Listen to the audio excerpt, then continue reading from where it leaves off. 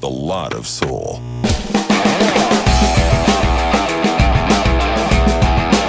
What's up, you sick and twisted freaks? Welcome to another episode of The Open Seat. Of course, my name is Nick Landry. Before we jump into the news and gambling things, let's congratulate the person who got pelted in the face from last week's show. Congratulations, Lime Soda 23. Hope you have fun buying what other crazy shit you like to buy at Amazon.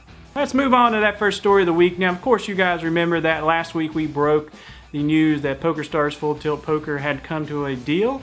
And thank God, the PokerStars and the Department of Justice both released on Tuesday announcing that is true and confirmed it. Now, one good thing after reading through the terms of the settlement is that PokerStars is going to be allowed to operate back in the United States. Of course, they will have to be all the laws and regulations in place before doing so, and they can only, of course, do business in the states that are approved and has approved their licensing to operate in that state. The Department of Justice has other terms in that settlement that PokerStars has to meet before they can operate back in the United States, and they're going to take a fuckload of money to do so.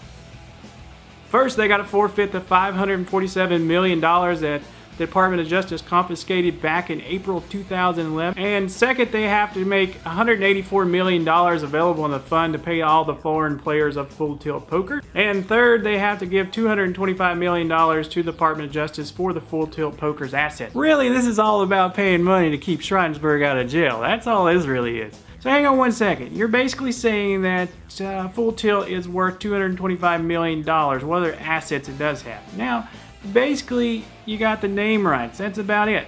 Other than that, PokerStars has their own poker software, and they've made Zoom Poker, which is basically just Rush Poker that Full Tilt had that was so successful. So speaking of Schreinsberg, he has to step down 45 days once they purchase these assets. That is the last stipulation that the Department of Justice has put in there. Oh, wait 1 minute. There is one more that they have in there, and that is, hey, you can't hire any of those fucking scumbags from Full Tilt Poker. Really? You had to put that in there? But this is the poker world. We know from past history that they do stupid shit. So what this boils down to is, yippee-ki-yay, all you players are going to get replayed from Full Tilt Poker.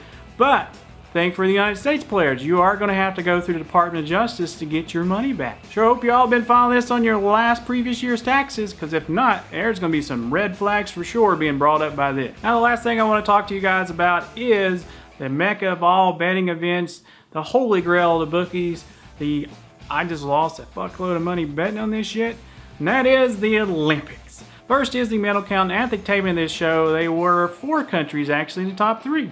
So actually, China and the United States was tied for first, and then Russia and Great Britain was tied for third. In the medals that really count is the golds, and way to go, America! You were actually ahead of China by 1 gold medal. Next, of course, there is the ESPN article that goes into what really happens in the Olympic Village, and that thing is sex. Lots and lots of sex. If you think about it, it does make sense. You got these very beautiful, in-shape people who are shoved into this small area where there's no media and no parental figures to look over them, where they can do whatever they want. The Summer Games has like 10,000 athletes, and they provide them like 70,000 condoms. That should be enough, right? No. In 2000 in the Sydney Games, they were like, that's not enough, we need some fucking more. So they ordered them another 20,000 more. Now the going number is 100,000 condoms. That is a whole lot of fucking. America's new sweetheart, Ryan Lochte, goes on to say, how much sex?